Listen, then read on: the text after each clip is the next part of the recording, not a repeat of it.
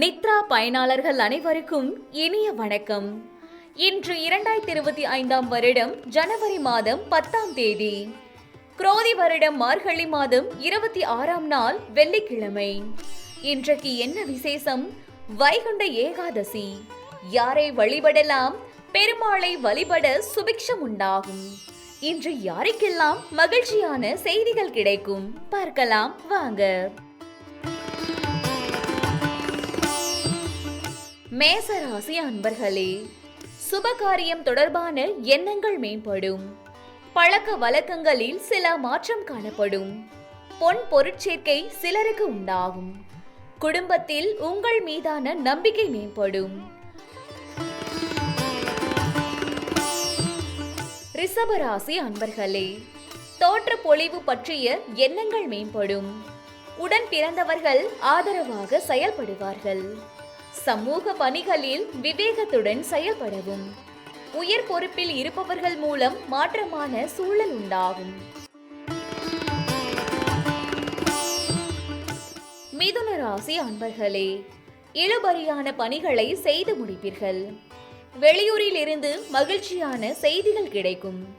கடன் தொடர்பான பிரச்சனைகள் குறையும். ஆடம்பரமான செலவுகளை குறைப்பீர்கள். கடகராசி அன்பர்களே, அரசு பணிகளில் அனுகூலம் உண்டாகும். பழைய பிரச்சனைகளுக்கு தெளிவான முடிவுகள் ஏற்படும். உத்தியோகத்தில் சில சூட்சுமங்களை புரிந்து கொள்வீர்கள். கடன் சார்ந்த சிந்தனைகள் உண்டாகும்.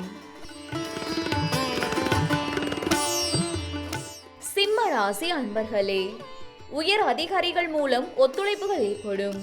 குழந்தைகள் வழியில் அனுசரித்து செல்லவும். உல்லாச பயணம் தொடர்பான சிந்தனைகள் மனதில் அதிகரிக்கும். தனவரவு மேம்படுத்துவதற்கான வாய்ப்புகள் அமையும்.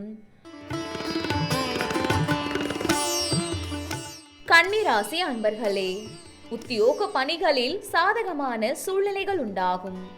நீண்ட நாள் சேமிப்பு திட்டங்கள் பற்றிய எண்ணங்கள் உண்டாகும்.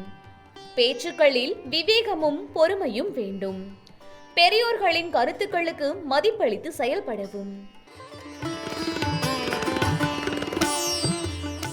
துலாம் ராசி அன்பர்களே, எதிர்பாராத சில செலவுகள் மூலம் நெருக்கடிகள் ஏற்படும்.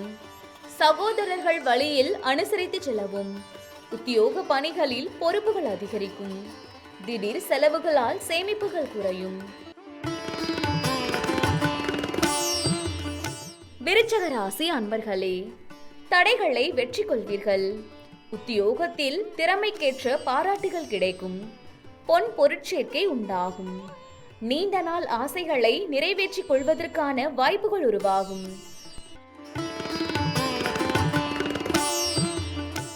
தனுசு ராசி அன்பர்களே, கலை பணிகளில் ஆதாயம் உண்டாகும்.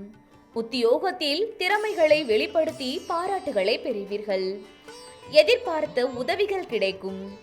எதிர்காலம் குறித்த சில முடிவுகளை எடுப்பீர்கள்.